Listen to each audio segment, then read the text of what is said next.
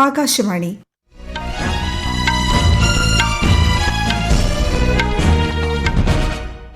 നമസ്കാരം. വാർത്തകൾ വായിക്കുന്നത് ക്രിസ്റ്റി എബ്രഹാം.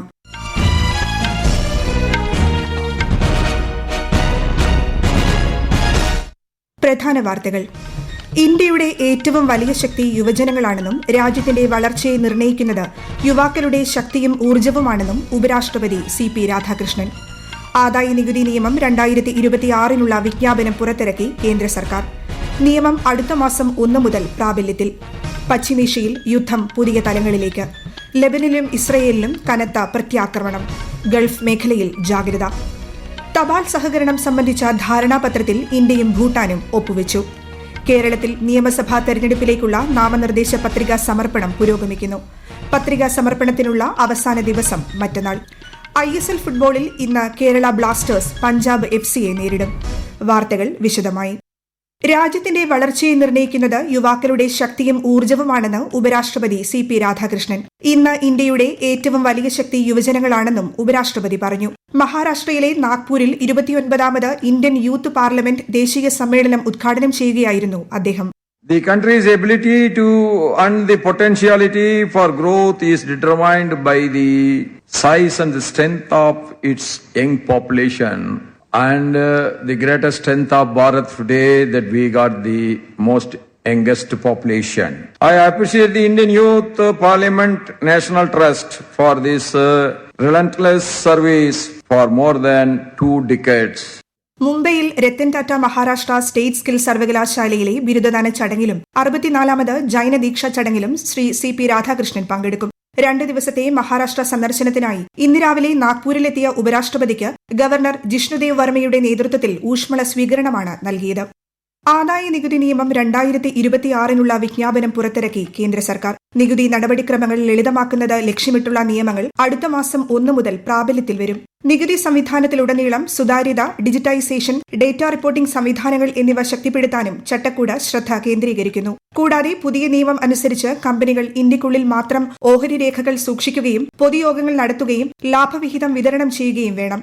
ഡിവിഡന്റ് പേയ്മെന്റുകളിൽ ശക്തമായ ആഭ്യന്തര നിയന്ത്രണം ഉറപ്പാക്കുകയാണ് ലക്ഷ്യം. സ്റ്റോക്ക് എക്സ്ചേഞ്ചുകൾക്കുള്ള നിയന്ത്രണങ്ങളും ചട്ടം കർശനമാക്കുന്നു. പശ്ചിമേഷ്യൻ മേഖലയിൽ യുദ്ധം പുതിയ തലങ്ങളിലേക്ക് വ്യാപിക്കുന്നു.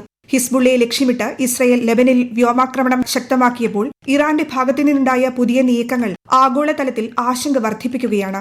അതേസമയം ഇസ്രയേലിന്റെ മധ്യമേഖലകളിൽ ഹിസ്ബുള്ളയുടെ മിസൈൽ ആക്രമണത്തെ തുടർന്ന് അപായ സൂചന മുഴങ്ങി. ജെറുസലേമിലെ പഴയ നഗരത്തിന് സമീപം മിസൈലുകളുടെ അവശിഷ്ടങ്ങൾ പതിച്ചതായും റിപ്പോർട്ടുകളുണ്ട്. അതിനിടെ അമേരിക്കൻ താവളങ്ങളുള്ള ഗൾഫ് രാജ്യങ്ങളെ ആക്രമിക്കുന്നതിനെ ഇറാൻ ന്യായീകരിച്ചു. UAEയിലെ റാസൽ ഖൈമ, ദുബായ് എന്നിവിടങ്ങളിൽ നിന്നാണ് ആക്രമണങ്ങൾ ആസൂത്രണം ചെയ്യുന്നതെന്ന് ആരോപിച്ച ഇറാൻ ഈ പ്രദേശങ്ങൾക്കെതിരെ മുന്നറിയിപ്പ് നൽകിയിട്ടുണ്ട്. ഇറാന്റെ ഭീഷണികൾക്ക് പിന്നാലെ UAEയിൽ ജാഗ്രത ശക്തമാക്കി. ഇന്ത്യയുടെ പശ്ചിമ മേഖലയിൽ നിന്ന് ഇറാനെതിരെ ബോംബ് ആക്രമണം നടത്താനുള്ള സഹായം ചെയ്യാൻ ഇന്ത്യയോട് അമേരിക്ക ആവശ്യപ്പെട്ടെന്ന തരത്തിൽ പ്രചരിക്കുന്ന വാർത്തകൾ നിഷേധിച്ച് വിദേശകാര്യ മന്ത്രാലയം. ഇത്തരം അടിസ്ഥാനരഹിതമായ അവകാശവാദങ്ങൾക്കെതിരെ ജനങ്ങൾ ജാഗ്രത പാലിക്കണമെന്ന് മന്ത്രാലയത്തിന്റെ വസ്തുതാ പരിശോധനാ യൂണിറ്റ് അഭ്യർത്ഥിച്ചു. ഇറക്കുമതി വർദ്ധിപ്പിച്ചുകൊണ്ട് രാജ്യത്ത് രാസവളത്തിന്റെ സമയബന്ധിതമായ ലഭ്യത ഉറപ്പാക്കിയതായി രാസവള മന്ത്രാലയം. ഇതിലൂടെ വളങ്ങളുടെ ആവശ്യകതയും തദ്ദേശീയ ഉൽപാദനവും തമ്മിലുള്ള അന്തരം നികത്തുവാൻ സാധിക്കുമെന്നും മന്ത്രാലയം അറിയിച്ചു. ഈ സാമ്പത്തിക വർഷത്തിൽ ഇറക്കുമതിയിൽ ഗണ്യമായ വർധനവുണ്ടായതായും യൂറിയ ഇറക്കുമതി 48.7 ലക്ഷം ടണ്ണിൽ നിന്ന് 89.3 ലക്ഷം ടണ്ണായി കുത്തനെ ഉയർന്നുവെന്നും മന്ത്രാലയം ചൂണ്ടിക്കാട്ടി. തപാൽ സഹകരണം സംബന്ധിച്ച ധാരണാപത്രത്തിൽ ഇന്ത്യയും ഭൂട്ടാനും ഒപ്പുവെച്ചു. തപാൽ പ്രവർത്തനങ്ങൾ, സാങ്കേതിക വികസനം, ശേഷി വർദ്ധിപ്പിക്കൽ, വിജ്ഞാന കൈമാറ്റം തുടങ്ങിയ മേഖലകളിൽ സഹകരണം പ്രോത്സാഹിപ്പിക്കുകയാണ് ധാരണാപത്രത്തിന്റെ ലക്ഷ്യം. തപാലുമായി ബന്ധപ്പെട്ട് സാങ്കേതിക മേഖലയിലെ പങ്കാളിത്തം കൂടുതൽ ആഴത്തിലാക്കാനും ഇരു രാജ്യങ്ങൾ തമ്മിൽ ധാരണയായി. ദേശീയ സുരക്ഷാ മികവ് ലക്ഷ്യം വെച്ച് രാഷ്ട്രീയ രക്ഷാ സർവകലാശാലയും സശസ്ത്ര സീമാബൽ അക്കാദമിയും ചേർന്ന് ധാരണാപത്രത്തിൽ ഒപ്പുവെച്ചു. ദേശീയ സുരക്ഷയുമായി ബന്ധപ്പെട്ട അക്കാദമിക ഗവേഷണത്തിനും അതിർത്തി കാവൽ സേനകളുടെ അടിസ്ഥാനപരമായ ആവശ്യകതകളുടെ കുറവുകൾ പരിഹരിക്കുകയുമാണ് ഈ സഹകരണത്തിന്റെ ലക്ഷ്യമെന്ന് ആഭ്യന്തര മന്ത്രാലയം അറിയിച്ചു. ഈ വാർത്തകൾ ആകാശവാണിയിൽ നിന്ന്. ആകാശവാണി വാർത്തകളും വാർത്താധിഷ്ഠിത പരിപാടികളും All India Radio News Thiruvananthapuram YouTube ചാനലിലും All India Radio News Thiruvananthapuram Facebook പേജിലും AR News_ തിരുവനന്തപുരം ഇൻസ്റ്റഗ്രാം അക്കൌണ്ടിലും AR News_TVM X ഹാൻഡിലും ലഭ്യമാണ്. കേരളത്തിൽ നിയമസഭാ തെരഞ്ഞെടുപ്പിൽ നാമനിർദ്ദേശ പത്രികാ സമർപ്പണം മറ്റന്നാൾ അവസാനിക്കും. പത്രികാ സമർപ്പണത്തിന് 2 പ്രവൃത്തിദിനം മാത്രം ബാക്കി നിൽക്കെ 140 നിയമസഭാ മണ്ഡലങ്ങളിലും സ്ഥാനാർത്ഥികൾ പത്രികാ സമർപ്പണത്തിന് തിരക്കിലാണ്. അതാത് റിട്ടേണിംഗ് ഓഫീസർക്ക് മുമ്പാകെ പകൽ 11 മുതൽ 3 മണിവരെയാണ് പത്രിക സ്വീകരിക്കുന്ന സമയം. അടുത്ത മാസം 9 വോട്ടെടുപ്പ് നടക്കുന്ന കേരളം, പുതുച്ചേരി, അസം എന്നിവിടങ്ങളിൽ EVM വിവിപാറ്റുകളുടെ ആദ്യഘട്ട റാൻഡമൈസേഷൻ തെരഞ്ഞെടുപ്പ് കമ്മീഷൻ പൂർത്തിയാക്കി. ഇതോടൊപ്പം ഉപതെരഞ്ഞെടുപ്പ് നടക്കുന്ന ഗോവ, കർണാടക, നാഗാലാന്റ്, ത്രിപുര എന്നിവിടങ്ങളിലും റാൻഡമൈസേഷൻ പ്രക്രിയ പൂർത്തിയാക്കിയതായി കമ്മീഷൻ അറിയിച്ചു. EVMകളും വിവിപാറ്റുകളും രാഷ്ട്രീയ പാർട്ടി പ്രതിനിധികളുടെ സാന്നിധ്യത്തിൽ സ്ട്രോങ് റൂമുകളിലേക്ക് മാറ്റും. ഇന്ന് അന്താരാഷ്ട്ര വനദിനം. വനങ്ങളും സമ്പദ് വ്യവസ്ഥയും എന്നതാണ് ഈ വർഷത്തെ വനദിനാചരണത്തിന്റെ പ്രമേയം. സാമ്പത്തിക അഭിവൃദ്ധി കൈവരിക്കുന്നതിലും ജനങ്ങൾക്ക് സുസ്ഥിരമായ ഉപജീവനമാർഗം നൽകുന്നതിലും ഹരിതാഭവും സുസ്ഥിരവുമായ ഭാവിയെ പിന്തുണയ്ക്കുന്നതിലും വനങ്ങൾ വഹിക്കുന്ന പ്രധാന പങ്ക് ഈ പ്രമേയം എടുത്തുകാണിക്കുന്നു.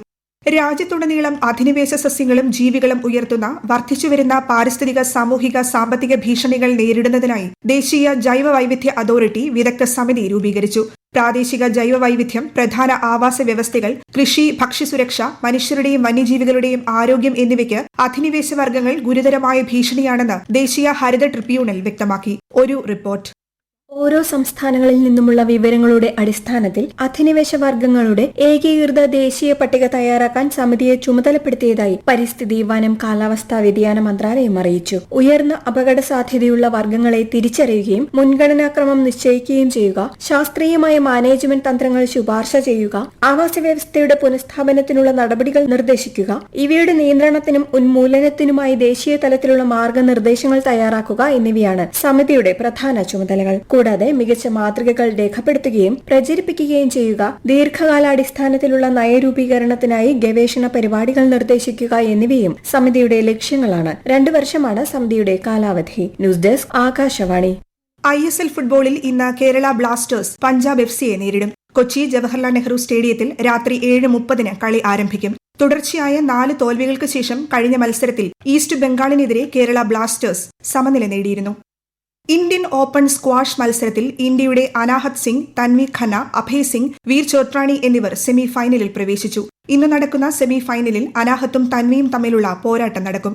ഇന്ത്യൻ താരങ്ങളായ അഭയ് സിംഗ് മലേഷ്യയുടെ അമീഷൻ രാജിനെയും ചോട്രാണി മലേഷ്യയുടെ തന്നെ സഞ്ജയ് ജീവയെയും സെമി ഫൈനലിൽ നേരിടും. ഡോക്ടർ വന്ദനാദാസ് വധക്കേസിൽ പ്രതി സന്ദീപിന് ജീവപര്യന്തം തടവ് ശിക്ഷ. മറ്റ് വിവിധ കുറ്റങ്ങൾക്കായി 30 വർഷം തടവ് ശിക്ഷയും കോടതി വിധിച്ചു. അതിനുശേഷം കൊലക്കുറ്റത്തിനുള്ള ജീവപര്യന്തം തടവ് ആരംഭിക്കും. പ്രതിക്ക് കടുത്ത ശിക്ഷ വാങ്ങി നൽകുന്നതിനായി നിയമപോരാട്ടം തുടരുമെന്നും ഹൈക്കോടതിയിൽ അപ്പീൽ നൽകുമെന്നും വന്ദനയുടെ മാതാപിതാക്കൾ പ്രതികരിച്ചു. കേരളം ഒഴികെയുള്ള ഇന്ത്യൻ സംസ്ഥാനങ്ങളിൽ ഇന്ന് ഈദ് ഉൽ ഫിത്തർ ആഘോഷിക്കുന്നു. രാഷ്ട്രപതി, ഉപരാഷ്ട്രപതി, പ്രധാനമന്ത്രി തുടങ്ങിയവർ രാജ്യത്തെ ജനങ്ങൾക്ക് ആശംസകൾ നേർന്നു. ആത്മസംയമനം, സേവനം, ദാനധർമ്മം എന്നിവയുടെ പാഠങ്ങളാണ് ഈദ് നമ്മെ പഠിപ്പിക്കുന്നതെന്ന് രാഷ്ട്രപതി ദ്രൗപദി മുർമു പറഞ്ഞു. പ്രത്യാശ, ഐക്യം, അനുകമ്പ എന്നിവയുടെ ഈ അവസരത്തിൽ സമൂഹത്തെയും രാജ്യത്തെയും ശക്തിപ്പെടുത്താമെന്ന് ഉപരാഷ്ട്രപതി CP രാധാകൃഷ്ണൻ പ്രത്യാശിച്ചു. സാഹോദര്യവും ദയയും ശക്തിപ്പെടുത്താൻ ഈദ് ആഘോഷത്തിലൂടെ സാധിക്കട്ടെയെന്ന് പ്രധാനമന്ത്രി നരേന്ദ്രമോദി ആശംസിച്ചു. രാഷ്ട്രപതി, ഉപരാഷ്ട്രപതി, പ്രധാനമന്ത്രി തുടങ്ങിയവർ ജനങ്ങൾക്ക് പാഴ്സി പുതുവത്സരമായ നവറോസിന്റെ ആശംസകളും അറിയിച്ചു. കേരളത്തിൽ വിവിധ ജില്ലകളിൽ ഇന്നും നാളെയും താപനില ഉയരാൻ സാധ്യതയെന്ന് കേന്ദ്ര കാലാവസ്ഥാ വകുപ്പ്. കൊല്ലം, കോട്ടയം, പാലക്കാട് ജില്ലകളിൽ ഉയർന്ന താപനില 37 ഡിഗ്രി സെൽഷ്യസ് വരെയും തിരുവനന്തപുരം, ആലപ്പുഴ, പത്തനംതിട്ട, എറണാകുളം, തൃശൂർ, മലപ്പുറം, കോഴിക്കോട്, കണ്ണൂർ ജില്ലകളിൽ താപനില 36 ഡിഗ്രി സെൽഷ്യസ് വരെയും ഉയരാൻ സാധ്യതയുള്ളതിനാൽ മഞ്ഞ ജാഗ്രത പ്രഖ്യാപിച്ചു. പ്രധാന വാർത്തകൾ വീണ്ടും. ഇന്ത്യയുടെ ഏറ്റവും വലിയ ശക്തി യുവജനങ്ങളാണെന്നും രാജ്യത്തിന്റെ വളർച്ചയെ നിർണ്ണയിക്കുന്നത് യുവാക്കളുടെ ശക്തിയും ഊർജ്ജവുമാണെന്നും ഉപരാഷ്ട്രപതി CP രാധാകൃഷ്ണൻ.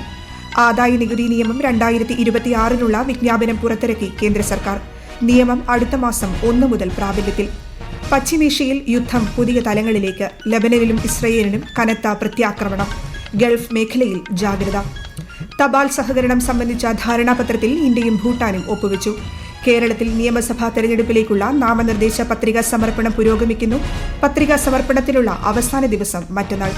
ISL ഫുട്ബോളിൽ ഇന്ന് കേരള ബ്ലാസ്റ്റേഴ്സ് പഞ്ചാബ് FCയെ നേരിടും. വാർത്തകൾ കഴിഞ്ഞു. അടുത്ത വാർത്താ പ്രക്ഷേപണം വൈകിട്ട് 3 മണിക്ക്.